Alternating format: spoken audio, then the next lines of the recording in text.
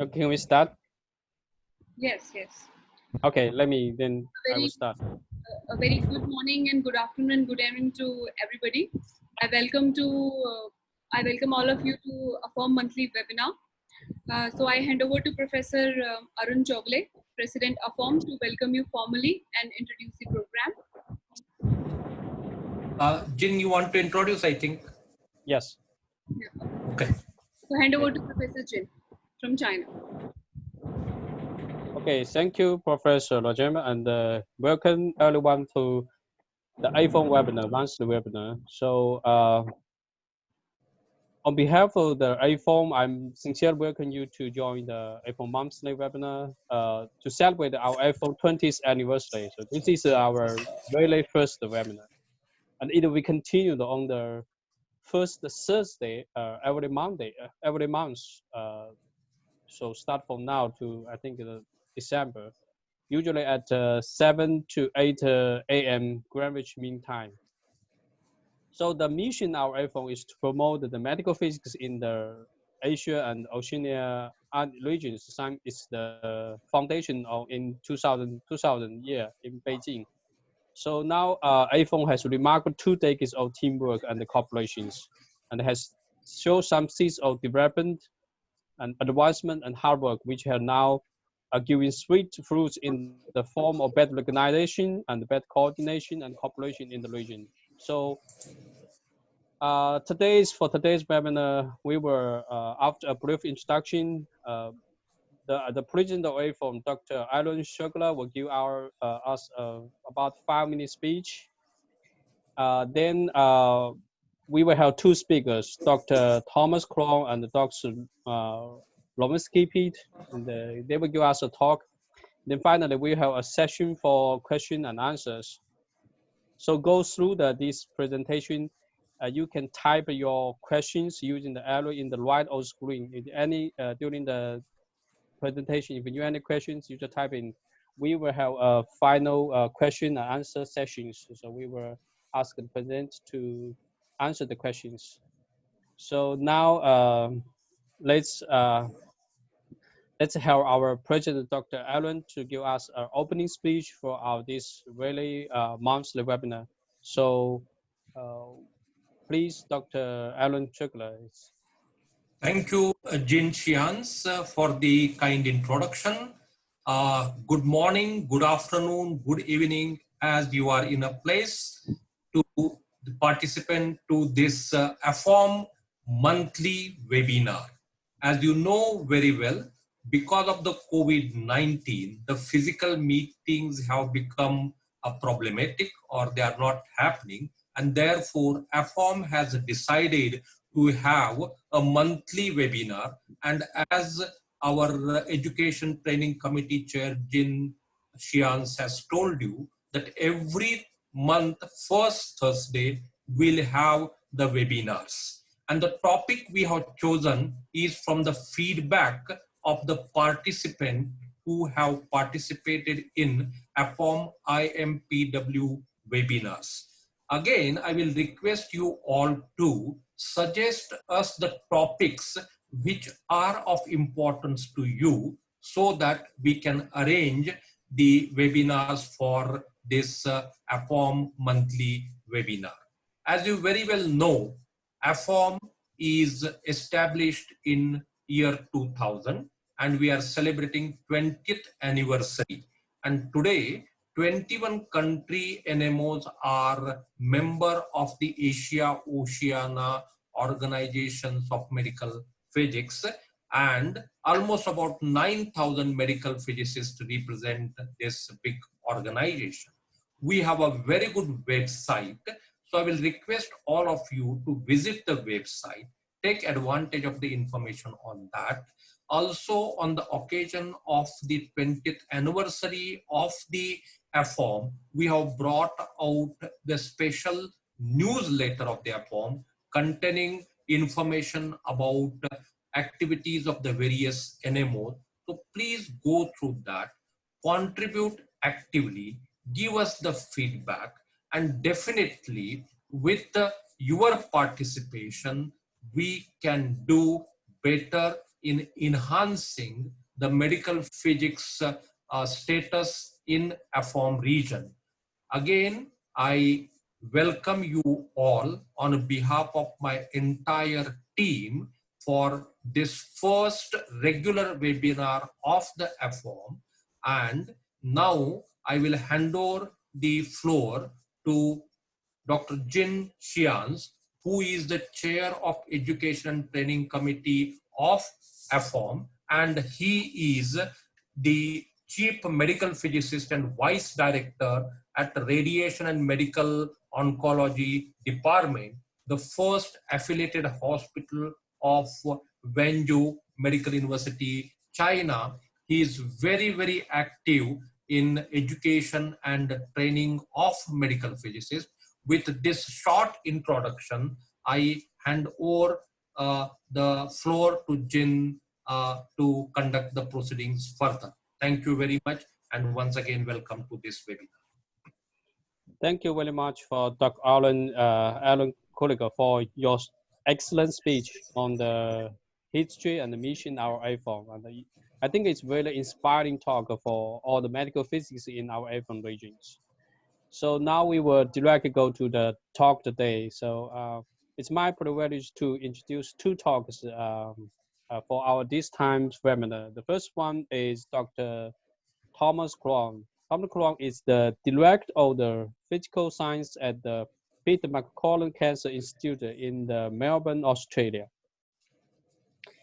And Dr. Collin holds academic appointments at the Wollongong, RMIT, and Melbourne University. He has an interest in education of medical physics, dosimetry of ionization radiation, image guidance, and the clinical trials demonstrated by more than 80 invited conference presentations and the 280 papers in the reference journal. I think that the audience needs to switch the voice off. I'm muted. So I will introduce Dr. Peter Nowinski as also, because I think later on you can switch smoothly during the presentation. So the second speaker is Dr. Nowinski Peter. He's a clinical radiation oncology medical physicist also at the Peter MacCallum Cancer Center in Melbourne, Australia. She has completed her PhD in 2009 and has particular interest in vivo dosimetry and the clinical trials. Is currently involved in the research project assessing lung doses in the total body irradiation. She has been involved with 9 peer-reviewed publications and 14 conference presentations. So now I will give the microphone to Dr. Topkovs for the presenting title, Total Body Irradiation with X-rays and Electrons, Dosimetry and the Technology. So now please, Dr. Krong. Thank you so much, everyone, and good morning, good afternoon, and good evening, wherever you may be. And I'm really honored, or we are honored, to have the first opportunity here to contribute to these webinars, which Professor Chugure has talked about. I personally believe this is a fantastic opportunity for us to engage in medical physics and in discussions about medical physics. And I really would like to emphasize the point that these things are not one directional, but these things are discussions, and they live from your questions, they live from your engagement by providing us with more questions, with more topics, and whatever is of interest to you. I'm now sharing my screen, so just wait and hang in there. So we'll go to the first slide here.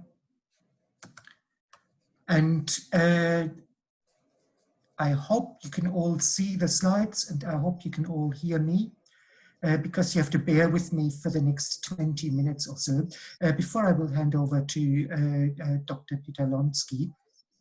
And we thought we start off these presentations and webinars by having two presentations, sort of back to back, but also two presentations which sort of show the whole breadth of our field, of our wonderful medical physics field, and also the whole breadth of the different people who can actually work in this area of medical physics. So it's two to start with, but there will be many, many others coming. The topic of today is total body irradiation, and we chose to combine two special techniques, X-ray and electron total body irradiation, and we'll talk a bit about the physics. But before we get started, where are we from? And you can see from the AFOMP logo, we are coming from that lower right corner there from Australia, and particularly in this case from Melbourne. Melbourne is in the lower right corner here, and we are, that is down here, and we are from the Wurundjeri region, which is an Aboriginal region, and I would like to take that opportunity also to acknowledge the traditional owners of our land, the Wurundjeri people. This is the center where we come from. Peter MacCallum Cancer Center is a rather large oncology center where we engage in research and service provision. We operate on 5 sites and are overall providing services to a whole variety of different areas. This is a picture of our new building, the Victorian Comprehensive Cancer Center, which is really a wonderful place to work in. It also gives me an opportunity to declare a potential conflict of interest. We are enjoying a collaborative research agreement with varying medical systems, but I do not think that has any implications for the presentation we are giving today. This is the outline of the presentation, and I will start off with this introduction and talk a bit about Photon total body irradiation before handing over to Peter, who will more talk about the electron. Modern radiotherapy, we all think of modern radiotherapy really in the context of small fields, getting smaller and smaller, higher precision, more targeted, IMRT, dynamic. It's all really happening. And what you can see here is what we all think about modern radiotherapy: small fields, and really highly conformal, complex radiations like this vertebral spine treatment, which illustrates what can be done with radiation as well. But really, we have to be realistic. Not all cancers present small, and not all metastases are small. We have some cancers which are, by their very definition, really widely spread throughout their body, and the typical examples for that are lymphomas and leukemias, and they do, at least in the Australian setting, make up a rather large chunk of the overall cancer treatment cancers which are occurring in Australia. There are, however, also other areas where large fields, not these tiny little fields, are relevant. Mesothelioma is clearly one of them, craniospinal irradiations, and so on. So I'd like to start off also by just reminding us that the tumors we talked about before, leukemias, lymphomas, are actually often really exquisite in terms of their radiation sensitivity. That's sort of shown here in the context of bone marrow, which is one of the targets for total body irradiation. And what this is a study from a couple of years ago we did at our institution, where we used FLT, which is a fluorine marked PET tracer of thymidine. Thymidine is one of the bases for the DNA, and as such, labeling thymidine and seeing thymidine will tell us something about proliferation. Where actually are things happening? And these are images of a patient treated for a lung cancer. This is baseline treatment before treatment. This is post 2 grays, and that's post 10 grays. And you can see that the target does go down in activity. And that's brilliant. That's really what we want to see. But you can also see that on day 1 or before the treatment overall starts, there's quite a bit of activity in the bone marrow, because that's where a lot of proliferation happens. And you can see that here. Already after 2 gray, the bone marrow signal has reduced much, much more than the tumor signal as such. And you can see that even more dramatic in the sagittal and in the coronal plane, where you can see that the bone marrow really is turned off. After 2 grays already significantly affected, and after 10 grays completely wiped out. And you can see really here very clearly where the radiation actually has hit.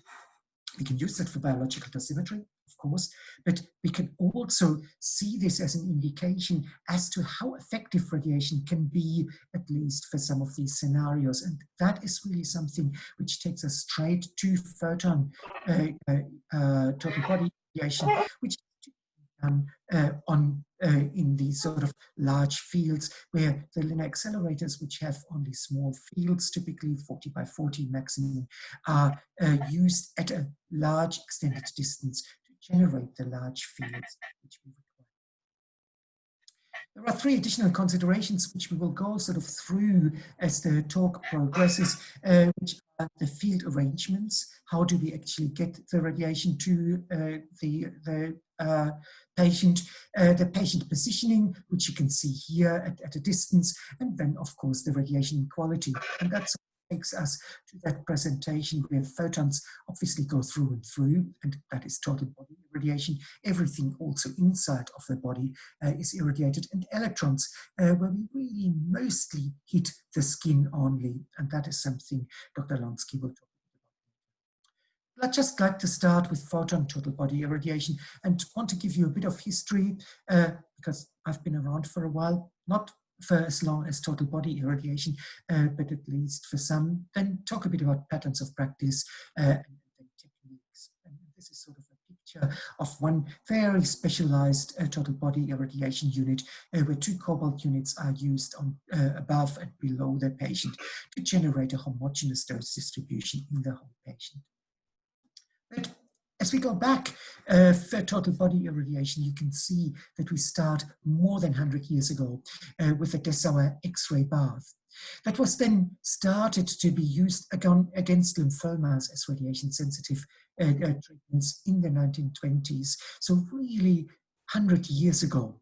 And then in 30s, this became a bit more useful, particularly in New York with the Hubelin therapy. And here you can see how sophisticated or not sophisticated these units were. It was just an X-ray unit which basically irradiated a patient from one direction, and then the bed was moved and the patient was irradiated from another direction.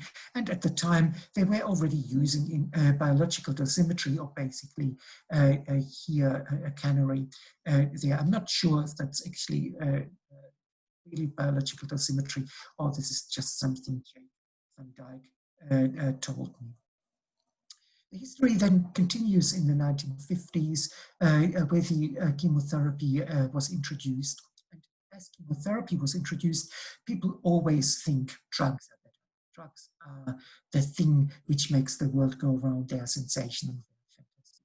And consequently, total body irradiation declined. It wasn't used as much anymore.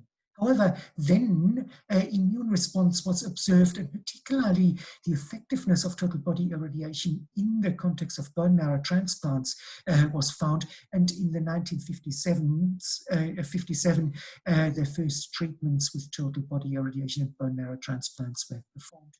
A bone marrow transplant is, in this case, really trying to replace bad bone marrow which is infected by cancer, for example, by good bone marrow, and in order to generate the space for the good bone marrow, we deliver whole body irradiation.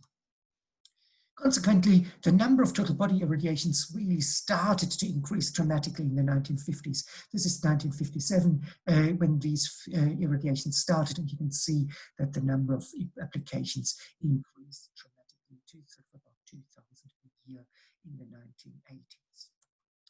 However, at the same time, since people are sort of started in many, many different centers, they also developed many, many different techniques. And this is just sort of a short summary by Erwin Podgorczak of all the different techniques which have been used and were introduced in this rapid development and rollout of something which is a rather complex technique throughout the world. So fast forward, what's the current practice look like? Do we have one uniform way of delivering total body irradiation? And unfortunately not. This is a recent survey from 2017 from Canada. And again, they find a variety of TBI dose prescriptions, a variety of TBI setups, and considerable resources required in the context of TBI. This is also mirrored in a survey of patterns of practice we have performed in Australia. The key author is Lottie Fogg, and we sent 48 questions to 60 centres in Australia and 10 in New Zealand. And I might just share some of the highlights of these with you. Probably the most important highlight is that about 1/4 of centres actually offer total body irradiation. The rest don't. And that is something which is about the same all over the world. And it just reflects the complexity of these treatments and also the medical infrastructure which is required to keep these patients alive after destroying their bone marrow. So that's not something a small country hospital can do. That's not something a small private clinic can do at all. That needs serious medical environments. There has been not a tremendous amount of change in surveys done 2005, 2019, and we still see that dose rate is something which is of considerable importance. Dose rate is something which will sort of accompany us throughout the whole world of total body irradiations because it needs to be typically very low. Historically, it was 5 centigrade per minute, and that's basically related to the cobalt units. But as the dose rate crept up, the lung pneumonitis rates actually turned up to be higher as well. So we are still using overall relatively low radiation doses and dose rates, not doses, sorry, in order to keep the toxicity of the radiation as low as we possibly can. In addition to that, patterns have changed because we can now do treatment planning and can start using shielding, and many centers have started to use particularly lung shielding in this context. That leads to a huge variety of different treatment techniques with TBI variables ranging from the machine energy, radiation quality, total dose rate, and so on. A huge variety of things, which leads to that complexity and leads to that somehow confusing way with which total body irradiation is looked at. However, it also leads to a paramount importance of medical physicists in that context, because it is only the medical physicist who can control or can look at all these things and optimize them in the context of an individual patient. We typically have now two different types of total body irradiation. The high dose one, which is basically the preparation for bone marrow transplants in these cancers.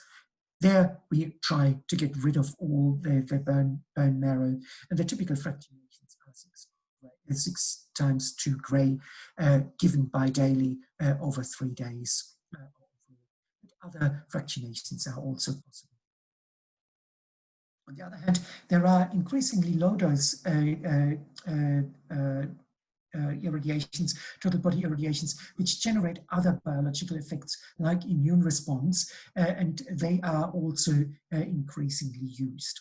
As a note aside, some of the techniques we're actually using in total body irradiation might have a renaissance in the context of COVID, and I'm sure several of you have seen these papers which are now emerging, who say that potentially there is a role, and I really just say potentially a role, for treatments of half a gray, maybe a gray, in the context of COVID. If that were to manifest itself, there would be a lot of interest, a lot of need for medical physicists who actually can make these treatments safe. In history, these are all the different ways total bodies have been used, and you can see all the different doses, different geometries, different dose rates, and I just want to sort of highlight a couple of things. The time we have here is not enough to really cover that in any great depth. but I want to highlight in the next 5 minutes or so just a couple of key features which one needs to keep in mind when setting up a total body irradiation program. If you go to 17 or 25 MV, which might look better in terms of lateral irradiation, in particular if you have to go through the shoulders, neutrons need to be considered. These are the different prescription points, and that is not something, this is just something to be noted. And it is just very important that everyone in a center, when you start a TBI process, is actually agreeing on the prescription. And then there are all these different techniques there. Most common approach is, as you've seen already, at an extended distance.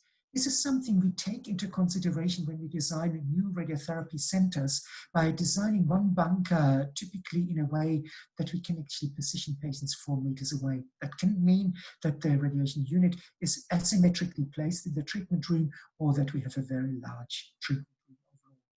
The dosimetry is still difficult. The dosimetry is in this case affected by scatter. Missing around the patient for the whole field, but also scatter from the walls, and that is something where in vivo dosimetry becomes absolutely essential to actually look at it. It also can help that one uses rice bags, for example, in order to make the patient look more homogeneous. This is sort of one of the approaches one typically would use, and you can see that we make use of the collimator rotation in a way to try and accommodate the patient as well as possible in the radiation field. The light field then, which can be projected onto, this is now the patient couch there, can also be used to position blocks and introduce bolus wherever. The most important toxicity in high-dose TBI is radiation pneumonitis, and that's something you can see here in the context of the Quantec data, that already doses around, mean lung doses around 10 gray do lead to a very significant risk of pneumonitis overall. So lung shielding is something which people would like to use. You can see here a problem of a patient 3 months after treatment where significant pneumonitis radiologically seen can be seen here. Lung shielding can be introduced to that, and that is a grant Peter Lonsky currently has, and we are investigating how reproducible can this be done. This, however, can be typically done only in standing patients, and also other shielding can be used, like in this example, where kidneys are shielded. Very quickly, a couple of treatment techniques, and I just show these to sort of really pay tribute to the ingenuity of the physicists, of the engineers who made these treatments possible. This is one possible scenario where the patient is basically translated under the radiation beam.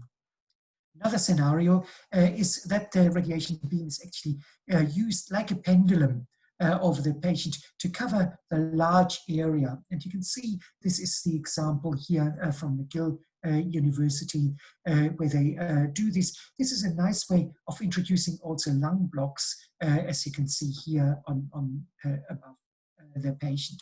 However, you can imagine that calculating the time for all these different directions is really not for the faint-hearted. This is another view of that which sort of highlights the lung shielding a bit better. There are also dedicated irradiation systems, and that's a cobalt unit where all collimation really has been taken away, yielding these large radiation fields there. This is the system at Princess Margaret Hospital called the Hemitron, which allows hemi-body irradiation, and you can see here a patient with superflat bolus to ensure that also ribs, which might be very close to the surface, high radiation dose. This is an internal of that unit, and you can see that a flattening filter is required in this case to basically make sure that both the feet and the head and the body receive the same radiation dose. This is our own technique. When I talk about our technique, we actually use 3 different techniques depending on the patient as such. We use a very elaborate frame there, helping the patient to be in a standing position for some time, having lung blocks in front of that, and this would be a lying down position for children and for patients who are not as fit. We are actually doing these treatment plans in Eclipse treatment planning system. And you can see here plans in our the prescription is something which goes to a prescription point typically, but then dose homogeneity is important, which is achieved through compensators and through bolus judiciously used, and we would be aiming to be within plus minus 10%. Dosimetry is very, very difficult in that context. As you can see, computerized treatment planning needs to be carefully commissioned. Often a different beam model is required. At extended distance, PDDs obviously change, and low dose rates may make measurements difficult. Very, very important is that if you have even 3 fractions of total body irradiation, you must be able to deliver the remaining 3 fractions as well. So a single in an accelerator department should not perform total body irradiation. Backup is essential. You can see here just some of the problems you have in terms of dosimetry. If you have an ionization chamber here in total body irradiation, you have a lot of cable in there. Low dose rate here, which means that leakage and stem effects become really very important. Is there a future? Total marrow irradiation may be one. Our clinicians so far have not done that. This is a tomotherapy example where the patient is basically treated in a tomotherapy unit, and in the helical treatment, you are blocking out lungs very elegantly and all the kidneys and organs which are not to receive radiation, but our clinicians at this point in time prefer to go with total body irradiation. They think total marrow irradiation may miss some of their cells, which we actually do need to eradicate to ensure the healthy bone marrow takes full place. It's not just tomotherapy, also VMAT can be doing that, and you can see these beautiful dose distributions there. Physicists like a lot, and obviously it does provide with exquisite lung and kidney shielding that may or may not achieve the desired clinical effect. That is something which is still under investigation. And I want to stop sharing my screen here and hand over to Peter, hoping to not having gone too much over time. Please, Peter, take it from there. Happy to answer. Thank you so much. Oh, sorry, I would like to, I hope you can hear me clearly. I'd like to start off where Thomas has left off and continue on the story, moving away from a photon type of environment and talking now instead about electrons. So for a TBE type of treatment, and I'll just continue off, hopefully you can still see the slides that I'm sharing. So total body irradiation with electrons, or TBE, we're now moving away from photons where the bone marrow was the target and moving into an area where we don't want to treat the bone marrow, but instead we want to treat only the skin. So we call this total body electron treatment, total skin electron therapy, TBESI. It all means the same thing. So some clinical indications for TBE. This is used to treat some quite rare skin conditions, and so therefore not a lot of centers tend to offer it. But these conditions include mycosis fungoides or later versions of that, where you can see this is an example of a patient. The lesions can be quite red, quite sore, and do tend to cover the whole body. Typical prescriptions are 30 gray in 1.5 gray fractions. And you can see here that radiotherapy can actually be a very effective treatment for these conditions, and does tend to relieve the symptoms for quite a long time. The challenge, as you can very well imagine, is we need a uniform dose of electrons around the entire skin surface, which is very difficult to achieve. There are a few methods available, which I hope to share with you in the next 10 or 15 minutes or so, and we'll hope to discuss some of the physics considerations for delivering these sorts of treatments. So just to reiterate, if we're thinking of a clinical scenario, the patient's skin is the clinical target volume which we aim to irradiate, and everything else about the patient is considered an organ risk. So this is quite a challenging task to achieve in 3 dimensions. It is very difficult to get a uniform dose distribution. So some of the techniques that are used to deliver TBE are a standing position, or in some, as you can see here, a patient is standing at extended source to surface distance with the linac facing the patient at extended SSD, or you can use multiple fields, smaller fields, monoisocentrically, or an SSD technique at shorter SSD using multiple field arrangements. But again, this requires a little bit more work than, say, a large single field irradiation. Just to highlight that again, you can use large fields for these techniques, which tends to be a little bit more common. As we can sort of remember from the TBI talk we just had from Thomas, a translational technique is also available for electrons, or large static fields where a patient stands against a wall. There's also the option for a rotational technique, again, where a patient stands at extended SSD using a large electron field, but while the beam is static, the patient is rotated while the beam is on. That particular rotational technique is what we are treating at the Peter MacCallum Cancer Centre. So in our case, we utilize 2 static fields, one aimed towards the top of the patient and the other field aimed at the lower part of the patient to cover the entire body using these 2 fields. During each field delivery, the patient is standing still but is being rotated while the beam is on. And this is an example of our setup that we have at our centre, where the patient stands on this turntable while the beam is on and holds onto these handles.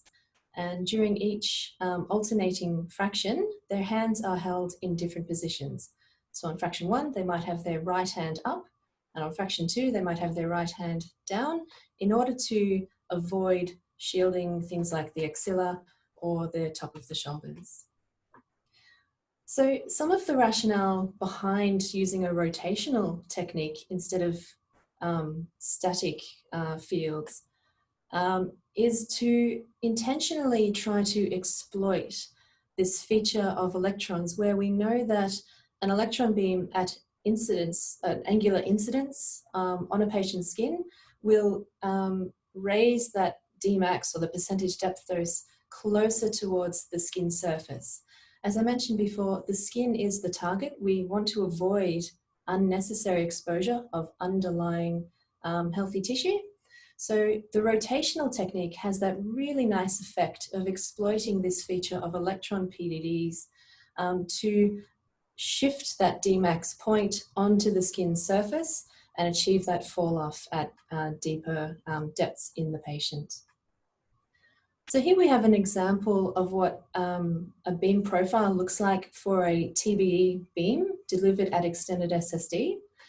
I mentioned before, we here in our centre use 2 angled beams, one aimed to the top of the patient and the other towards the lower region. And the sum of those 2 beams, each under rotation, gives us a profile, as you can see here, which is then large enough to cover the entire height of the patient at this extended SSD.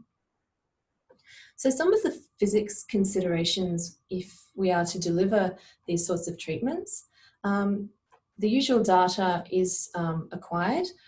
You quantify the beam quality of these electrons at these extended SSDs. And we can see here in the slide a comparison between a 6 MeV electron beam percentage depth dose at 100 centimeters SSD, which would be quite normal for us, versus a 300 centimeters SSD, which is the extended SSD we use for these TBE treatments. And you can see a slight degradation in beam quality, as would be expected. But a key feature to note about these electron beams is, of course, they are also affected by Bremsstrahlung photon contamination. And you can see that for this extended SSD treatment, the relative contribution, as you can hopefully see in the small insert, is actually larger at this extended SSD. It's still relatively small, only a few %, but as physicists, that's something for us to at least consider or quantify if establishing a new TBE technique at a hospital. And you can see that this is particularly of interest because the profile of this Bremsstrahlung photon contamination is actually peaked in shape from a typical linear accelerator. So that this maximum photon contamination dose is occurring in the patient center as they undergo that rotation. Again, not something that can be avoided, but something for us as physicists to at least consider and discuss with our radiation oncologists. So some of the key challenges for TBE is that there is, at least for a rotation treatment technique, there is no treatment planning system which will handle dose calculation for a rotating patient. So how do we actually assess the dose distribution over the entire body for these patients? Not only do we want to assess the dose is being delivered as prescribed, but knowing ahead of time that there will be some cold spots throughout the body which require an electron boost, how do we quantify those cold spots? We do need that overall dose distribution throughout the whole body. And as Thomas alluded to earlier in the TBI section, this really is where in vivo dosimetry is really the only option to quantify the dose to these patients in these really quite tricky scenarios. So at our center, we use thermoluminescence dosimeters for our in vivo dosimetry program for our TBE patients. You can see here an example of a patient who had undergone TBE, and you can see lots of TLDs stuck around his body. And these are assigned at allocated locations for us to verify that the dose is being delivered as prescribed, and also to inform the degree of underdosing to cold spots, such as the top of the scalp and under the armpits, which we know ahead of time will not quite get the full prescribed dose, but we can use the TLD results to inform how much of a boost dose is required at the end of the TBE treatment. It also helps us to monitor dose to organs at risk, such as the eyes and the nail beds. So as I mentioned, these TBE patients do receive boost fields, which the prescription required for these electron boosts at the end of TBE is informed by in vivo dosimetry, so that we can give a total uniform dose throughout the whole body as much as possible. In vivo dosimetry is also used for the quality assurance of our TBE program. So by monitoring multiple patients over a long period of time, we can track the success or the constancy of our TBE program and ensure that patients are receiving the doses that we expect. And we can see here from the graph, we've summarized the in vivo TLD results for the last 19 patients that we've treated. And we can see that for some anatomical locations, such as the top of the shoulders, the legs, anything that moves between two fractions, so arm up versus arm down for day 1 to day 2, we can see that there's quite a variation, because on one day you'll receive a high dose to the armpit, on the other day when that same arm is down, it will be completely shielded. But for the prescription region, which is where we are aiming to achieve the dose that is prescribed by the RO, we can see that we're getting relatively consistent results across our patients who are undergoing this technique. And this is something which is done for all of our TBE patients as they go through their treatment. So I might invite Thomas to unmute himself, as we're just finishing off with some concluding remarks. But TBI is an important treatment modality. Similar to TBE, they're both quite complex and do require significant resources, not only to set up, but also to maintain with ongoing quality assurance. And as Thomas mentioned, not every centre is likely to offer these treatments. And treatment planning is possible for photon TBI, but similar to TBE, does require a lot of in vivo dosimetry to ensure that our treatments are being delivered as we anticipate. I think, Thomas, we had maybe one more slide, but if you had any other further remarks to conclude with, we might wrap up there and invite any questions from the group. So thank you very much.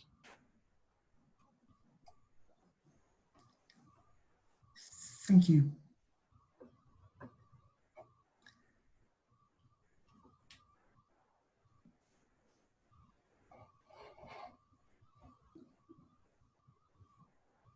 This has been really hello. Yeah. Thank you very much. Can you hear me? Sorry. I just wanted to say that this has been a whirlwind tour through some of the most complex treatments I've been involved with over the years. So there will be hopefully lots and lots of questions, and we're happy to try and answer some of them. Since the techniques used for these treatments depend very much on the local situations, and also unfortunately or normally on some of the preferences of the clinicians, and some of the things we do not have control over, like the concurrent chemotherapy. These patients for total body electrons as well as total body photon treatments typically come to us already heavily pre-treated. So these patients are already seeing radiation probably at the end of their journey. So they are often fragile, they are often pre-treated, and we do need to take these conditions also into consideration. So there will be a huge variety, but that does mean that physics input is absolutely essential on an individual patient basis. Okay, thank you, Dr. Photon. Actually, thank you for the answer. There are a couple more questions I will show you. One, the first question is, can you hear me? Yep. So the Toshiba, the first question is the Toshiba RCR telecobot units has sway and swaying motion to cover whole body coverage. The question is this still available?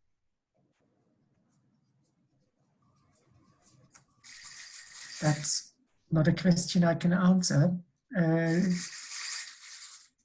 They probably would need to find out from a representative of the relevant company. Okay, I see. So I'm not aware of it. But if you want to forward that question to me, I can see if I can find someone to answer it. I think from my experience, colleagues in Canada at McGill University, they are still more in touch with cobalt, and they probably have an idea, as would potentially be someone at the IAEA. Okay. Okay, I got it. So the second question is there any preferred in vivo dosimetry to use for TBI or TBE, such as glasses, TLDs, or OSLDs? I can probably comment, at least from a TBE aspect, since we are, in the case of TBE, prescribing to the skin surface, we do prefer to use TLDs since they are thin and they are not perturbing the beam as much as possible. So anything quite large will start to shield the skin which we are trying to measure on. In addition, since we do rotate the patient, we at Peter Mac cannot have anything with cables attached. So unfortunately, this rules out any ion chambers, MOSFETs, or diode systems. We could use film, I think would be a reasonable option for TBE. Since it is a single use, TLDs allow us to reuse the dosimeters as much as we want. For TBI, we also, since we have a fairly well-established TLD program, we do also tend to use TLDs for the TBI as well. However, in those cases, we sometimes have added some degree of build-up to the TLDs in order to simulate dose at a depth beyond the skin surface. So intentionally adding just a little bit more build-up to our TLDs in order to give a more useful sort of dose measurement at depth. Thomas, I'm not sure, maybe you want to add to that? No, I agree. I think you've that sums that up nicely. A couple of additional comments.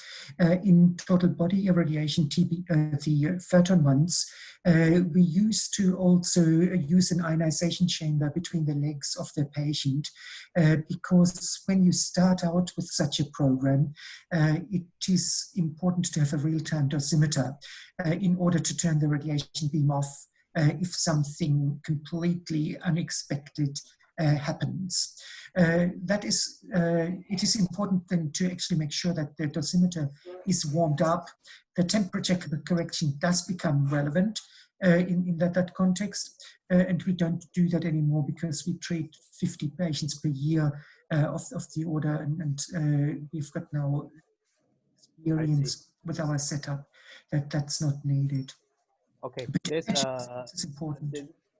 Okay, thank you. There's I think it's kind of similar questions. Is in the design of the own TBE platform, what kind of materials are preferred or should be avoided? I think this kind of thing. Is your answer covers these two, or need to add some more? No, maybe not. Just a quick comment. Metals typically to be avoided because they interact with radiation more than others. And just last, we are currently redesigning our TBE turntable and went through a lot of pain and agony trying to find appropriate materials. We did look at backscatter even from different paints of the top table, but in practice, all these things are minor corrections compared to the shape of the patient. Okay, thank you. Thank you. I think this question has also been addressed, but Dr. Lunsky probably addressed more. Is what is the level of uncertainty in the IVD measurements?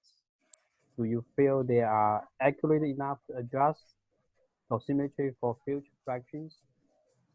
I think that's a really good question. And as physicists, this is where we sort of have a chance to really get involved in these techniques to really understand the strengths and limitations of whatever detectors we are using. For us, my expertise is around TLDs, and we do use a relative dosimetric technique. And after a lot of pre-commissioning before using for in vivo dosimetry, we ensure that they are stable enough, reproducible enough, and reliable enough to achieve at least a 5% or better on a sort of 95% confidence interval. Otherwise, they're probably not accurate enough to inform any decision making. Different detectors, though, may have a larger uncertainties, in which case you would have to be very careful before recommending a change in treatment based on an in vivo dosimetry result. Okay. Okay, thank you. Then another question is electron or Monte Carlo in TPS is good enough to assess the change of PDD by being inclination or versus surface? Oh, that's a very good question. Wow. I can only talk about our experience here. We do not plan our TB patients with a planning system, Monte Carlo or otherwise. We've seen that our Eclipse version of Electron Monte Carlo may have some limitations with increasing angle. We tend to get a reduction in dose compared to measurements. We think this is attributed to not fully modeled scatter contributions, but I think this will be very specific to how you have configured your Electron Monte Carlo algorithms. I think each one may be different. I don't know if Thomas can comment further on that. I think you've summed that up very, very nicely. I think Electron Monte Carlo is obviously a fantastic tool, but one of the limitations is often the large angle scattering and that becomes important in this context. So would be wonderful in terms of real time getting an appropriate picture of the patient into any dose calculations with Monte Carlo calculations. I would be expecting very, very long dose calculation. Oh, we have unexpected voices. So, another question from John Daniel. I'm sorry, I'm sorry. You have to switch off.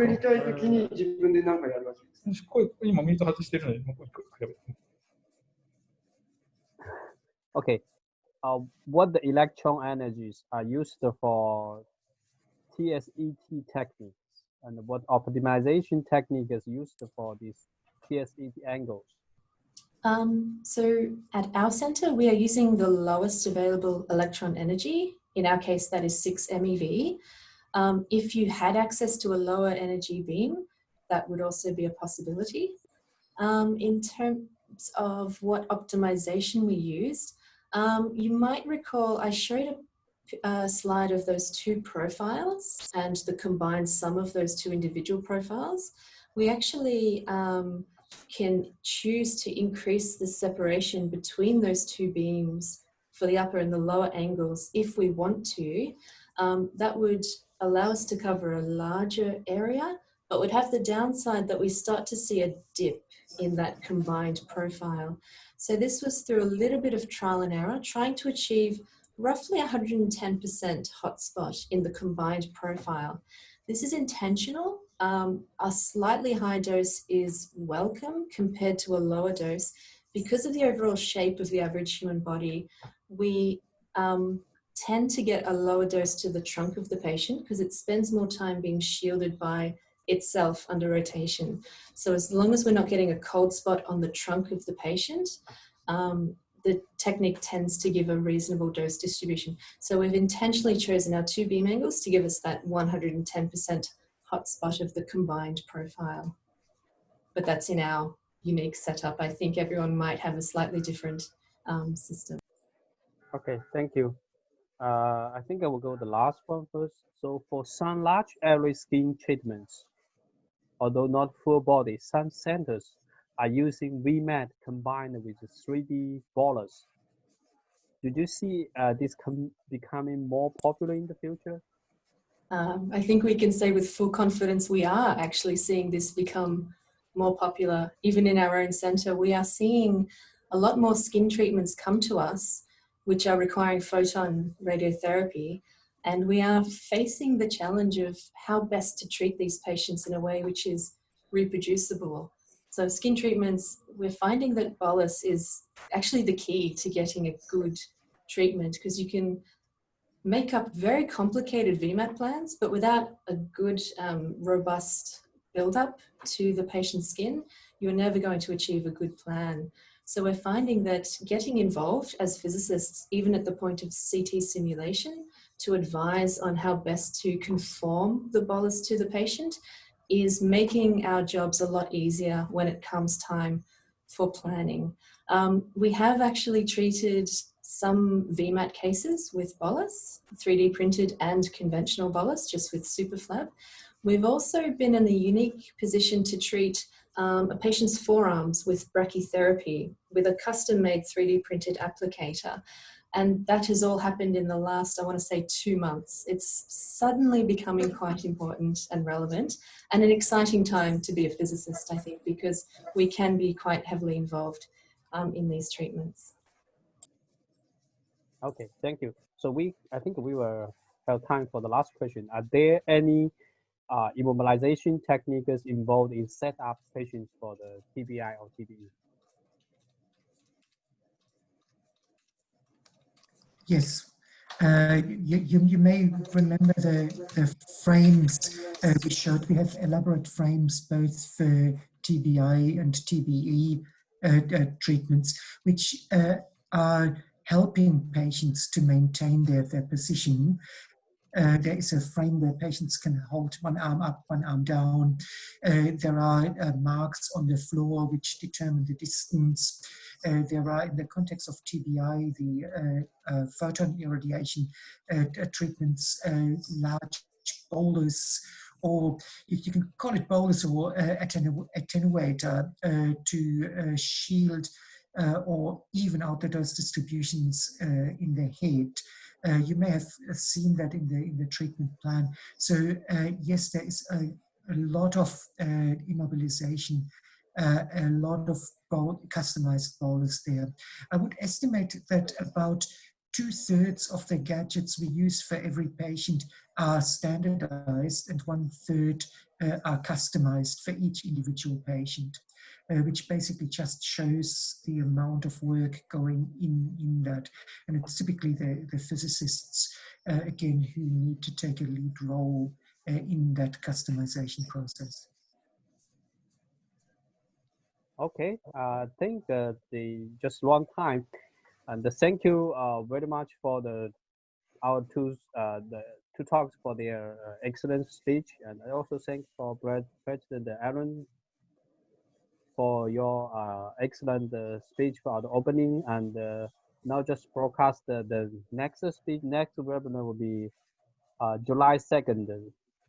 So sorry, it's Thursday, I think July 2nd. So the speaker, our next webinar will be Professor Aaron Shugler, our president. So his title will be Radiobiology or Radiotherapy, NST to BED. So we are waiting. We are looking forward for your next speech, talk, and so. And thank you all for the presentation. Thank you for joining, and thank you for all the questions. And we have a very wonderful webinar today. And I think that this will close our webinar this time, and see you next time. Bye-bye. Thank you. Thank you, everybody, all the speakers, Jane, Rajni, taking this all the pain, and hope we meet next on the 2nd July to this webinar. Rajni, do you want to sum up? Mike. At last, I want to thank all the webinar team and all the participants for such an active participation.